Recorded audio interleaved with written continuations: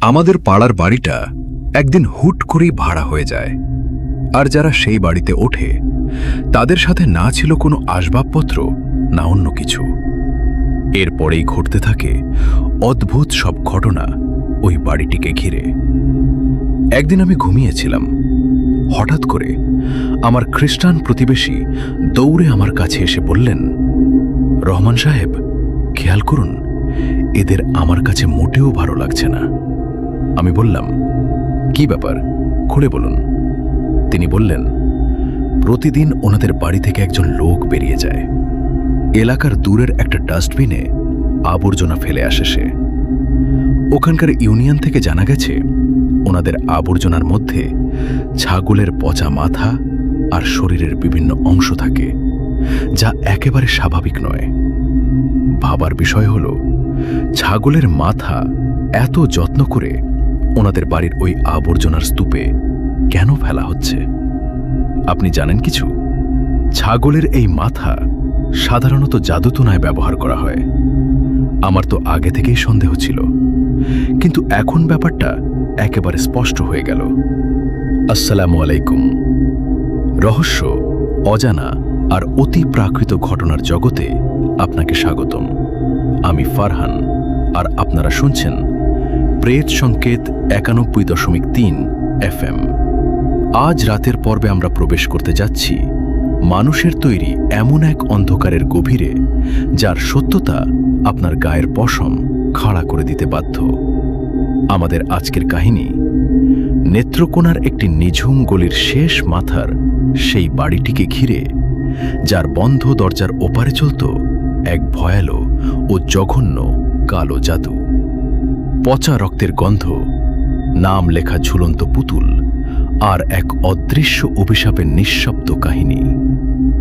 আপনার ঘরের দরজা জানলাগুলো ভালো করে বন্ধ তো? লাইটটা অফ করে হেডফোনটা কানে গুঁজে নিন। চলুন প্রবেশ করা যাক আজকের ভয়ঙ্কর গল্পে। আমাদের পাড়ার বাড়িটা একদিন হুট করেই ভাড়া হয়ে যায়। আর যারা সেই বাড়িতে ওঠে তাদের সাথে না ছিল কোনো আসবাবপত্র, না অন্য কিছু। এরপরেই ঘটতে থাকে অদ্ভুত সব ঘটনা ওই বাড়িটিকে ঘিরে। একদিন আমি ঘুমিয়েছিলাম। হঠাৎ করে আমার খ্রিস্টান প্রতিবেশী দৌড়ে আমার কাছে এসে বললেন, রহমান সাহেব, খেয়াল করুন, এদের আমার কাছে মোটেও ভালো লাগছে না। আমি বললাম, কি ব্যাপার, খুলে বলুন। তিনি বললেন, প্রতিদিন ওনাদের বাড়ি থেকে একজন লোক বেরিয়ে যায়। এলাকার দূরের একটা ডাস্টবিনে আবর্জনা ফেলে আসে সে। ওখানকার ইউনিয়ন থেকে জানা গেছে ওনাদের আবর্জনার মধ্যে ছাগলের পচা মাথা আর শরীরের বিভিন্ন অংশ থাকে, যা একেবারে স্বাভাবিক নয়। ভাবার বিষয় হল, ছাগলের মাথা এত যত্ন করে ওনাদের বাড়ির ওই আবর্জনার স্তূপে কেন ফেলা হচ্ছে? আপনি জানেন কিছু? ছাগলের এই মাথা সাধারণত জাদুটোনায় ব্যবহার করা হয়। আমার তো আগে থেকেই সন্দেহ ছিল, কিন্তু এখন ব্যাপারটা একেবারে স্পষ্ট হয়ে গেল। আমার নাম রহমান। আমি নেত্রকোনার কোনো এক এলাকার বাসিন্দা। আমি এই ঘটনায় আমার নিজের নাম বা এলাকার এক্স্যাক্ট লোকেশন বলছি না, কারণ যদি সেই ব্যক্তিরা এই ঘটনাটি শুনে থাকেন, যাদের নিয়ে আজকের এই ঘটনা, তবে তাদের জীবনে নেমে আসবে এক সীমাহীন দুর্ভোগ। এই ঘটনাটি আজ থেকে 2 বছর আগের। আমি যেখানে থাকি সেখানে বেশিরভাগই ছোট ছোট বাড়ি, এবং প্রায় সব বাড়ির লোকেরা বাসা ভাড়া নিয়ে সেখানে বসবাস করে। এই এলাকার অধিকাংশ মানুষই বহু বছর ধরে এখানে থাকছেন। তাই স্বাভাবিকভাবেই আমরা সবাই একে অপরকে খুব ভালোভাবে চিনি। আমাদের গলিটা বেশ লম্বা, এবং গলির প্রবেশ মুখ থেকে তৃতীয় বাড়িটাই আমাদের। যে বাড়িটিকে কেন্দ্র করে এই ঘটনা, সেটি গলির একেবারে শেষ মাথায় অবস্থিত হওয়ায় এর 2টি প্রবেশপথ ছিল। একটি প্রবেশপথ ছিল মূল গলির ভেতরে, আর অন্যটি ছিল ওই বাড়ির ড্রয়িং রুমের দিকে, যা সরাসরি গলির পেছনের দিকে খুলত। অর্থাৎ ওই বাড়িতে আসা যাওয়ার জন্য 2টি পৃথক রাস্তা ছিল। যে পরিবারটি ওই বাড়িতে থাকতেন আমরা ওনাদের অনেক দিন যাবতই চিনি। ওনারা অত্যন্ত ভদ্র এবং শালীন মানুষ হিসেবে এলাকায় পরিচিত ছিলেন। সম্প্রতি ওনারা ফুল ফ্যামিলি সহ দুবাইতে স্থানান্তরিত হয়েছেন এবং ওনাদের মা নিজের বড় ছেলের কাছে থাকার জন্য আমেরিকা চলে গেছেন। ওনারা বাড়িটা ভাড়া দিতে যখন চেয়েছিলেন তখন আমার সঙ্গে এ বিষয়ে কথাও হয়েছিল। তিনি বলেছিলেন যদি আমার পরিচিত কোনো ভালো পরিবার থাকে তাহলে আমি যেন অবশ্যই ওনাকে জানাই। উনি বাড়িটা খালি ফেলে রাখতে চাননি, কারণ ওনার মতে বাড়িটায় কেউ থাকলেই ভালো। অনেক ফ্যামিলি বাড়িটি দেখতে এসেছিল, কিন্তু তখন পর্যন্ত কাউকেই চূড়ান্তভাবে নির্বাচন করা হয়নি। তিনি চেয়েছিলেন ভাড়াটিয়া যেন কোনো পরিচিত মানুষ হয়, কারণ তিনি নিজে বিদেশ থাকবেন। তাই এমন একটি ভালো পরিবার পেলে সুবিধা হতো, যেন ভবিষ্যতে পরিবারের সঙ্গে কোনো ধরনের কোনো সমস্যা না হয়। না, ওনাদের নিজেদের না, বাড়ির আশেপাশের লোকজনদের। ওনার হাতে সময়ও খুব কম ছিল। যাই হোক, আমার পরিচিত এমন কোনো পরিবার ছিল না যারা ঠিক সেখানেই থাকতে চাইছিল। যেহেতু ওনাদের দেশ ছাড়ার সময় প্রায় কাছাকাছি চলে এসেছিল, সেহেতু ওনারা শেষ পর্যন্ত বাড়িটি একটি প্রপার্টি ডিলারের হাতে তুলে দিলেন, যেন তিনি সবকিছু দেখে শুনে বাড়িটি ভাড়া দিতে পারেন।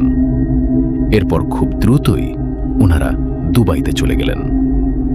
ওনাদের যাওয়ার কিছুদিন পরেই সেই স্টেট এজেন্ট বাড়িটি ভাড়া দিয়ে দেন। আমরা যেহেতু একই গলিতে থাকতাম, তাই আসা যাওয়ার সময় আমরা একে অপরকে দেখতাম এবং চিনতাম।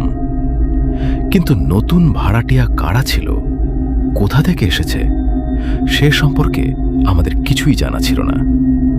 কারণ যারা এসেছিল ওনাদের সঙ্গে খুব বেশি মালামালও ছিল না, আর ওনারা আমাদের সঙ্গে দেখাও করেননি। তাই আমরাও ওনাদের সঙ্গে আলাপ করার সুযোগ পাইনি। এমনকি মালপত্র আনার দিনেও আমরা ওনাদের বাড়ি থেকে বের হতে দেখিনি। শুধু দেখেছিলাম একটা গাড়িতে করে কয়েকজন লোক কিছু দরকারি জিনিসপত্র নিয়ে ওই বাড়িতে ঢুকছে। না ছিল কোনো আসবাবপত্র, না ফ্রিজ, না টেলিভিশন, না অন্য কিছু। এমন কোনো বড় জিনিস আমরা ওনাদের সঙ্গে নামাতেই দেখিনি। যাই হোক, আমরা প্রাথমিকভাবে ভাবলাম হয়তো ওনারা স্থানীয়ভাবে স্থানান্তরিত হওয়ার পর ওনাদের বাকি সব জিনিসপত্র নিয়ে আসবেন, কারণ আসবাবপত্র ছাড়া তো আর জীবন চলতে পারে না। ওনারা ছিলেন অত্যন্ত নিরস প্রকৃতির মানুষ। কারো সঙ্গে কথা বলতেন না, এমনকি সালাম বা কুশলাদিও বিনিময় করতেন না। মাঝে মাঝে আমরা দেখতাম ওনাদের বাড়ির দুজন পুরুষ সদস্য বাইরে থেকে কিছু জিনিস আনতে গেলেই কেবল বাইরে যেতেন। ওই বাড়ির মহিলাদের আমরা একবারও দেখিনি। শুধু একবার একজনকে ফুল্লি বোরকা পরা অবস্থায় বাড়ির দরজায় দাঁড়িয়ে থাকতে দেখেছিলাম। আমরা যখন ভেতরে যাওয়ার চেষ্টা করছিলাম তখন দেখলাম আমরা মহল্লার সবাই আমাদের প্রথা অনুযায়ী কিছু না কিছু খাবার তৈরি করে ওনাদের বাড়িতে স্বাগত জানানোর জন্য পাঠানোর চেষ্টা করছিলাম, কিন্তু কেউ দরজা খুলল না। ওনাদের কাজকর্ম আমাদের কাছে বেশ সন্দেহজনক মনে হয়েছিল। ওনারা খুব অল্প সময়ের জন্য বাইরে যেতেন এবং দ্রুতই বাড়িতে ফিরে আসতেন। বাড়ির প্রতিটি দরজা এবং জানলা সবসময় শক্ত করে বন্ধ থাকত। এই সমস্ত বিষয় আমাদের জন্য বেশ অদ্ভুত ছিল। কিছুদিনের মধ্যেই মহল্লার এই পরিবারটিকে নিয়ে নানা রকম গুজব ছড়াতে শুরু করল। এই বাড়ির ঠিক পাশের বাড়িটা ছিল আমাদের মহল্লার এক ছোট ভাইয়ের। সে একদিন মহল্লার সবাইকে জানালো যে ওই বাড়ি থেকে ছাগলের ডাকের মতো আওয়াজ আসছে। হ্যাঁ, আমি একবার দেখেছিলাম যে ওনারা একটা ছাগল নিয়ে ওই ঘরে ঢুকেছে, যদিও তখন কোরবানির বা ঈদের মৌসুম ছিল না। আমি তখন ভেবেছিলাম হয়তো ওনাদের কোনো পশুপালনের ব্যবসা থাকতে পারে। তখন আমাদের এক বুড়ো দাদু আমাকে বললেন, বাবা, জীবনটা বুঝে চলতে হয়। এই চুল তো আর রোদে সাদা হয়নি। যদি পশুপালনের খামারি হতো তাহলে কি ওনারা এভাবে একটা ছাগল নিয়ে ঘরে রাখত? আর কেই বা নিজেদের বসবাসের ঘরে ছাগল রাখে? তুমি তো জানো এই ঘরটা তেমন বড়ও নয়। ওই দাদুর কথাগুলো একদম যুক্তিযুক্ত ছিল। আমি বললাম, আপনার ঘর তো একদম কাছে, আপনি না হয় একবার ওনাদের কাছে থেকে ব্যাপারটা জানার চেষ্টা করুন। তখন তিনি বললেন, ওরা তো কারো সঙ্গেই কথা বলে না, সালামের জবাব পর্যন্ত দেয় না। চুপচাপ বাড়ি থেকে বেরিয়ে নিজেদের কাজ সেরে আবার নিঃশব্দে ঘরে ফিরে যায়। যে মানুষ সালামের জবাব দেয় না, আমি তার সঙ্গে কিভাবে কথা বলবো বলতো? ওরা সামনে দিয়ে এমনভাবে চড়ে যায় যেন কানে কিছুই শোনে না, চোখে কিছুই দেখে না। আমি নিজেও এই বিষয়টা লক্ষ্য করেছিলাম। তাই আমি প্রতিবেশীদের বলেছিলাম, আপনারা ওনাদের উপর কড়া নজর রাখুন, না হলে বাড়িওয়ালাকে দুবাইয়ে ফোন করে সবটা জানাতে হবে। এখন আমি প্রায় বাইক পার্ক করার সময় বা বাইরে থেকে আসা যাওয়ার সময় ওই বাড়িটির দিকে একবার নজর দিই। নজর দিয়ে এই ভেবেছি, হয়তো কাউকে বাইরে দাঁড়িয়ে থাকতে দেখব এবং তার সঙ্গে কথা বলতে পারব। কিন্তু এমনটা কখনোই হতো না। বাড়িটা সব সময় বন্ধ থাকত। গলিতে যে ছেলেরা খেলাধুলা করত, সেই বাচ্চারা একদিন বলল যে ওই বাড়ির কেউ ময়লা ফেলে না। আর যখন পরিচ্ছন্নতা কর্মীরা আসে তখন ওনারা সেই পরিচ্ছন্নতা কর্মীদেরও মানা করে দেয়। এটা আমার জন্য বেশ অবাক করার মতো একটা ব্যাপার ছিল। তার মানে হয় ওনাদের বাড়িতে কোনো ময়লাই হয় না, অথবা ওনাদের কোনো পরিচ্ছন্নতা কর্মীর প্রয়োজন পড়ে না। একবার আমাদের এক পরিচ্ছন্নতা কর্মী বলেছিলেন যে ওরা ময়লা আমাদের দেয় না, নিজেরাই কোথাও দূরে ফেলে দিয়ে আসে। আমি জানি না ওদের ময়লার মধ্যে এমন কি থাকে। এইসব কথা শুনে আমি খুব চিন্তিত হয়ে পড়লাম। আসলে এরা কারা? আমি যেহেতু একজন বাবা, তাই প্রতি সপ্তাহান্তে ছেলেদের নিয়ে কোথাও না কোথাও ঘুরতে যেতাম। এমনি এক সন্ধ্যায় আমি ওই দুজন লোককে একটা পিৎজার রেস্টুরেন্টে দেখেছিলাম। ওনারা মাস্ক পরে দুজন মেয়ের সঙ্গে বসে কথা বলছিলেন। আমি আড়াল থেকে ওনাদের দিকে নজর রাখছিলাম। ওনারা সেখানে কিছু অর্ডার দিলেন না। সেই দুজন লোক মেয়েদের সঙ্গে খুব নিচু স্বরে কিছু জরুরি কথা সারছিলেন। কথাগুলো কি ছিল তার দূরত্বের কারণে আমি শুনতে পাইনি, কিন্তু আমি দেখলাম মেয়েরা দুটো খাম ওই ছেলেদের হাতে তুলে দিল। ছেলেরা খাম দুটো নিয়ে একটা কাগজে কিছু লিখে সেখান থেকে চলে গেল। আর ওই দুই মেয়ে একটা রিক্সা নিয়ে নিজেদের বাড়ির দিকে রওনা হলো। আমি আর আমার স্ত্রী পুরো ঘটনাটা নিজেদের চোখে দেখলাম। আমরা যখন ঘটনাটা দেখছিলাম তখন কিছুই বুঝতে পারছিলাম না যে ঠিক কি ঘটছে বা কি নিয়ে চুক্তি হচ্ছে। যাই হোক, সময় কেটে যাচ্ছিল। ওনাদের বাড়িতে আমরা কাউকে আসতে দেখছিলাম না, কাউকে যেতেও দেখছিলাম না। আমরা মহল্লার সবাই মিলে এলাকার মুরব্বীদের অভিযোগ জানালাম। মুরব্বীরা আমাদের বললেন, এমন কোনো অভিযোগ তো নেই যার ভিত্তিতে আমরা ওনাদের বাড়িতে যেতে পারি বা ওয়ার্নিং দিতে পারি। ওনারা একা বাড়ি থেকে বের হয়, একাই ফেরে এবং চুপচাপ থাকে। তাহলে আমরা কি অভিযোগ নিয়ে ওনাদের বাড়িতে যাব? ওনারা আপনাদের সঙ্গে মেশে না বা যোগাযোগ রাখে না। আপনাদের কথাগুলো হয়তো ঠিক, কিন্তু এই সব কিছুর উপর ভিত্তি করে ওনাদের বাড়িতে গিয়ে তো প্রশ্ন করতে পারি না। আমি তখন দুবাইতে বাড়ির মালিককে ফোন করলাম। বললাম, আপনি এই বাড়ি কাদের কাছে ভাড়া দিয়েছেন? তখন তিনিও সবটা শুনে বেশ চিন্তিত হয়ে পড়লেন। তিনি বললেন, আমি তো জানি না এরা কারা। আমি তো শেষ মুহূর্তে স্টেট এজেন্টের হাতে বাড়িটা দিয়েছিলাম। তিনি এই বাড়ি ওনাদের হাতে তুলে দিয়েছেন। আমি ভাড়ার বিষয়ে জানতে চাইলে তিনি বললেন, ভাড়া তো সবসময় চলে আসে। আমি অ্যাকাউন্ট নাম্বার চাইলে তিনি বললেন, ভাড়া আমার কাজিনের নগদ অ্যাকাউন্টে আসে আর ওই এজেন্ট টাকাটা ট্রান্সফার করে দেয়। টাকাটা আমার কাজিনের কাছেই থাকে। তিনি হঠাৎ জিজ্ঞেস করলেন, ওনারা কি আপনাদের কোনোভাবে বিরক্ত করছে? আমি বললাম, বিরক্ত করার কথার কি বলবো? তখন আমি ওনাকে পুরো ব্যাপারটা খুলে বললাম। তিনি বললেন, আমি প্রপার্টি ম্যানেজারের সাথে কথা বলবো, আপনাদের জানাচ্ছি। এরপর একদিন রাতে আমি ঘুমিয়েছিলাম। হঠাৎ করে আমার খ্রিস্টান প্রতিবেশী দৌড়ে আমার কাছে এসে বললেন, রহমান সাহেব, খেয়াল করুন, এদের আমার কাছে মোটেও ঠিক লাগছে না। আমি বললাম, কি ব্যাপার, খুলে বলুন। তিনি বললেন, প্রতিদিন ওনাদের বাড়ি থেকে একজন লোক বেরিয়ে এলাকার দূরের একটা ডাস্টবিনে আবর্জনা ফেলে আসে। ওখানকার ইউনিয়ন থেকে জানা গেছে ওনাদের আবর্জনার মধ্যে ছাগলের পচা মাথা আর ছাগলের শরীরের বিভিন্ন অংশ থাকে, যা একেবারেই স্বাভাবিক নয়। ভাবার বিষয় হল, ছাগলের মাথা এত যত্ন করে ওনাদের বাড়ির বাইরে আবর্জনার স্তূপে কেন ফেলা হচ্ছে? আপনি কি জানেন? ছাগলের মাথা সাধারণত জাদুটুনায় ব্যবহার করা হয়। এদের এখান থেকে সরানোর ব্যবস্থা করুন, না হলে এখানে কারো বড় কোনো ক্ষতি হয়ে যাবে। আমার মনে তখন দুটো বড় বিপদের সংকেত বেজে উঠল। আমি তৎক্ষণাৎ মহল্লার সব লোকদের ডেকে একটা জরুরি মিটিং বসালাম। আমরা সবাই মিলে আলোচনা করলাম। তখন পাশের বাড়ির চাচা বললেন, আমার তো আগে থেকেই সন্দেহ ছিল, কিন্তু এখন ব্যাপারটা একেবারে স্পষ্ট হয়ে গেল।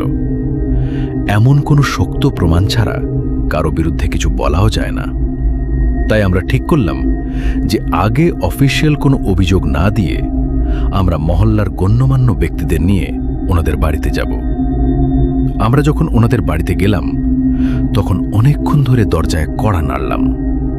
প্রথমে কেউ দরজা খুলল না, কিন্তু আমরা হাল ছাড়লাম না এবং দরজায় ধাক্কা দিতেই থাকলাম। তখন ভেতর থেকে একজন মহিলার কণ্ঠস্বর শুনতে পেলাম। আমরা বললাম, আপনাদের বাসার পুরুষ মানুষদের বাইরে পাঠান।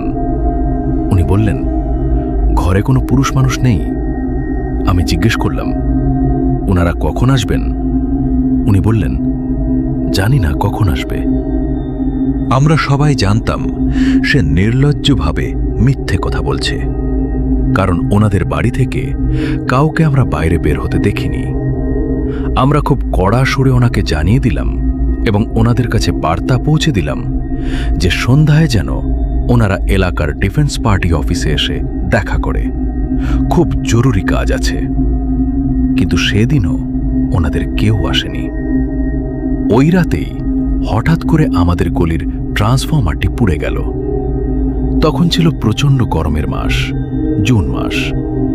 যাদের বাড়িতে জেনারেটর বা আইপিএস ছিল, ওনারা তো বাড়ির ভেতরেই ছিল।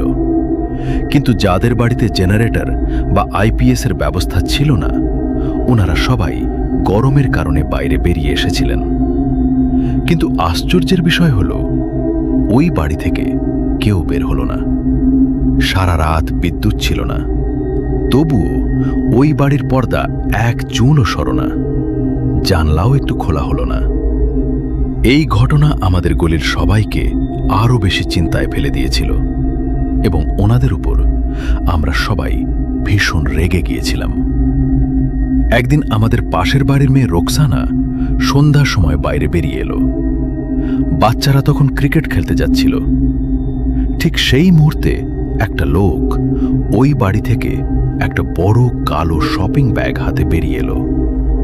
সে বরাবরের মতোই নিজের আবর্জনা ফেলতে যাচ্ছিল। রোকসানার মাথায় তখন কি ভর করল কে জানে। সে দৌড়ে গিয়ে লোকটার হাত থেকে শপিং ব্যাগটা ছিনিয়ে নিল। লোকটা এই ধরনের আকস্মিক আক্রমণের জন্য একেবারেই প্রস্তুত ছিল না। মেয়েটা ব্যাগটা ছিনিয়ে নিল, কিন্তু সে এতটাই দৃঢ়প্রতিজ্ঞ ছিল যে লোকটা তার কাছ থেকে ব্যাগটা কেড়ে নেয়ার কোনো সুযোগই পেল না। খোলা রাস্তায় ক্রিকেট খেলার প্রস্তুতিতে মগ্ন কিছু ছেলে ওনাকে দেখছিল। পুরো মহল্লার ছোট বড় সবাই এই বিষয়টা সম্পর্কে জানত। সবাই জানত কারা এর সঙ্গে জড়িত। হঠাৎ করে এক মহিলা জোরে চিৎকার শুরু করল। ক্রিকেট ম্যাচের প্রস্তুতিতে ব্যস্ত ছেলেদের হাতে বল ছিল। পরিস্থিতি দেখে ছেলেরা দ্রুত ওই মহিলার দিকে ছুটে গেল। ময়লার ব্যাপারটা ছেলেরাও জানত। ওই মহিলা জোরে চিৎকার করে বলল, এই ব্যাগটা ছেড়ো, এই ব্যাগটা। এই দৃশ্য দেখে ওই লোকটা বুঝতে পারল যে পরিস্থিতি তার নিয়ন্ত্রণের বাইরে চলে গেছে। সে দ্রুত তার বাড়ির দিকে দৌড়ে গেল এবং দরজা খুলে ঘরের ভেতরে ঢুকে পড়ল। ওই মহিলা চিৎকার শুনে বুঝতে পেরেছিল যে যদি সে প্রতিবাদ করে তাহলে বাচ্চারা ওকে ধরে বেদম মারবে। বাচ্চারা তখন সবাই মিলে শপিং ব্যাগটা ছিঁড়ে ফেলল। শোরগোল শুনে মহল্লার শোষণে মহল্লার সবাই বাড়ি থেকে বেরিয়ে এলো। সবাই নিজেদের মোবাইল ফোন বের করল, যেন প্রমাণ থাকে যে শপিং ব্যাগের ভেতরে কি আছে বা কি ছিল। আর শপিং ব্যাগটা ছিঁড়ে যেতেই ভেতর থেকে এত বাজে গন্ধ বের হচ্ছিল যে সবাই নাকে কাপড় চিপে ধরল। ব্যাগ থেকে বের হলো পচা ছাগলের মগজ, যা পুচে গলে একাকার হয়ে গেছে। মহল্লার লোকেরা তা দেখে এতটাই রেগে গেল যে ওনারা সেই বাড়িতে হামলা করে দিল এবং দরজায় জোরে জোরে ধাক্কাতে শুরু করল। তবে ওনাদের মধ্যে একজনও বাইরে বেরিয়ে এলো না। হয়তো ওনারা সবাই ঘরে লুকিয়েছিল অথবা জানলা দিয়ে এসব ঘটনা দেখছিল। কিছুক্ষণের মধ্যে পুলিশও এসে পৌঁছালো এবং ওনারা নিজেদের চোখে সবকিছু দেখল। দরজায় আবার সজোরে ধাক্কা দেয়া হলো। এবার ভেতর থেকে আবারও একজন মহিলার কণ্ঠস্বর শোনা গেল। সে বলল, কাল আপনারা মহল্লায় মিটিং ঠিক করে নিন। আমার ভাইয়েরা এখন বাড়িতে নেই। মিটিংয়ে ভাইয়েরা এসে যাবে। আপনাদের যা বলার বাড়ির পুরুষদেরকেই বলবেন। আমরা বললাম, আমরা তো বাড়িতে পুরুষের সঙ্গে কথা বলতে এসেছি। তুমি কেন বারবার গেটের কাছে আসছো? ওদের পাঠাও। ওই মহিলা তখন বলল, এই সময় আমি বাধ্য হয়ে এসেছি কারণ বাড়িতে এখন কোনো পুরুষ নেই। অথচ তার স্বামী আমাদের চোখের সামনেই বাড়িতে ঢুকেছিল। ওই মহিলা কিভাবে এত সহজে মিথ্যা কথা বলছিল আমরা বুঝতে পারছিলাম না। আমরা চেঁচিয়ে বললাম, তোমার স্বামী তো এই বাড়িতেই ঢুকেছে। সে কি উড়ে গেছে নাকি? না, অন্য কোথাও চলে গেছে। কিন্তু সে স্পষ্টভাবে সে কথা অস্বীকার করল। এখন বাড়িতে কোন পুরুষ মানুষ নেই। আপনারা সন্ধ্যায় এসে কথা বলুন। আমরা তখন আর কোনো কিছু করতে পারতাম না। যদি জোর করে কিছু করতাম তাহলে অনেক বড় ঝামেলা হয়ে যেত। ওই মহিলা বেশ চালাক ছিল। যদি তেমন কিছু হতো তাহলে ওনারা সব দোষ আমাদের অর্থাৎ পাড়া প্রতিবেশীদের উপর চাপিয়ে দিত। পাড়ার সবাই এই বিষয়টা নিয়ে খুব চিন্তিত ছিল। আমি আবার দুবাইতে ফোন করে বাড়িওয়ালাকে পুরো ঘটনাটা জানলাম। তিনি তখন ওনাদের দেয়া জাতীয় পরিচয়পত্রের একটি কপি চাইলেন, যেন আমরা নিশ্চিত হতে পারি যে এই লোকটাই সেই ব্যক্তি যাকে বাড়ি ভাড়া দেয়া হয়েছিল। এখন এই আইডি কার্ড যাচাই করার পালা। এর উপর যে ঠিকানা দেয়া ছিল সেটি গোপালগঞ্জের। এই কাজটা সকালেই করা সম্ভব ছিল। পরের দিন সকালে আমরা 2-3 জন মিলে প্রপার্টি ডিলারের কাছে গেলাম। তখন তিনিও বেশি চিন্তিত হয়ে উঠলেন। তিনি বললেন, আমাদের কাছে তো দুই পক্ষই চুক্তি করে। আমরা কেবল দুই পক্ষকে মিলিয়ে নেই। কার আচরণ কেমন সেটা তো আমাদের জানার কথা নয়। কিন্তু আমি সন্ধ্যার মিটিংয়ে অবশ্যই আসব, আর আমরা ওনাদের নিজেদের পক্ষ থেকে বাড়ি খালি করার জন্য নোটিশ দেব। আপনারা চিন্তা করবেন না। হ্যাঁ, কিন্তু আমরা কিভাবে চিন্তা না করে থাকতাম? এখানে প্রপার্টি ডিলারেরও কোনো দোষ ছিল না। স্পষ্ট ব্যাপার হলো ওনারা কাউকে ব্যক্তিগতভাবে চেনেন না। সকাল থেকে সন্ধ্যা পর্যন্ত সবাই ওই বাড়ির দরজা একবারও খুলল না। যাই হোক, সন্ধ্যা হলো, সবাই জমায়েত হলো। কিন্তু যাদের সঙ্গে কথা বলার ছিল, যাদের জন্য এই মিটিং রাখা হয়েছিল, ওনারা সবাই উধাও। আমরা কিছুক্ষণ অপেক্ষা করলাম। যখন নিশ্চিত হলাম যে কেউই আসবে না, তখন আমরা সবাই মিলে ওনাদের দরজার দিকে এগিয়ে গেলাম। দরজায় বেল বাজিয়ে আমাদের হাত ব্যথা হয়ে গেল। কিন্তু কেউ দরজা খুলল না। তখন গেট টপকে ভেতরে যাওয়ার সিদ্ধান্ত নেওয়া হলো। গেট টপকে ভেতরে গিয়ে দরজাটা খুলে দেয়া হলো। সব মহল্লার লোকেরা এবং জেলা পরিষদ সদস্যরা ভেতরে প্রবেশ করলেন, কিন্তু ভেতরে কাউকে পাওয়া গেল না। ঘরের ভেতর থেকে পচা মাংসের এক তীব্র দুর্গন্ধ আসছিল। ভেতরে আমরা যা কিছু দেখলাম তা আমাদের আতঙ্কিত করার জন্য যথেষ্ট ছিল। অদ্ভুত সব জিনিসপত্র দেখে আমরা হতবাক হয়ে গেলাম। দেয়ালের এখানে সেখানে কয়লা দিয়ে অদ্ভুত ভাষায় কিছু লেখা ছিল, সঙ্গে কিছু বিচিত্র চিহ্ন আঁকা ছিল। পরিষ্কার বোঝা যাচ্ছিল যে রাতে কোনো একটা সময় ওনারা পেছনের দরজা দিয়ে ঘর ছেড়ে পালিয়ে গিয়েছে। ওনাদের কাছে কোনো মালপত্র ছিল না, তাই ওনাদের জন্য পালানো খুব সহজ ছিল। ইউনিয়নের লোকেরা আমাদের সঙ্গেই ছিল। ঘরের ভেতরে রান্নাঘরের মেঝে রক্তে ভেসে যাচ্ছিল, যা দেখে মনে হচ্ছিল অনেক দিন ধরে এখানে পড়ে আছে এগুলো। রান্নাঘরের একপাশে কিছু ধারালো ছুরি আর চাপাতি ছিল। রান্নাঘরের ক্যাবিনেটে ছাগলের মাংস ঝুলছিল, যা দেখে মনে হচ্ছিল একদিনের পুরনো, অর্থাৎ ছাগলগুলো এখানেই রান্নাবান্না ও জবাই করা হতো। একপাশে ছাগলের লিভার, ফুসফুস এবং হৃৎপিণ্ড পড়েছিল। পুরো বাড়িটা খালি ছিল, শুধু রান্নাঘরে 5টা প্লেট আর বিভিন্ন রেস্টুরেন্টের শপিং ব্যাগ পড়েছিল। স্পষ্ট বোঝা যাচ্ছিল যে এই বাড়িতে রান্না হতো না, কারণ প্লেট ছাড়া রান্নাঘরে মাত্র 2টো গ্লাস ছিল। কোনো বাটি বা পাতিল ছিল না, আর কিছুই দেখা গেল না। ব্যবহৃত জিনিসপত্রের মধ্যে ঘর থেকে মাত্র 6টা বালিশ পাওয়া গেল। না ছিল কোনো চাদর, না কোনো কাপড়, কিচ্ছু না।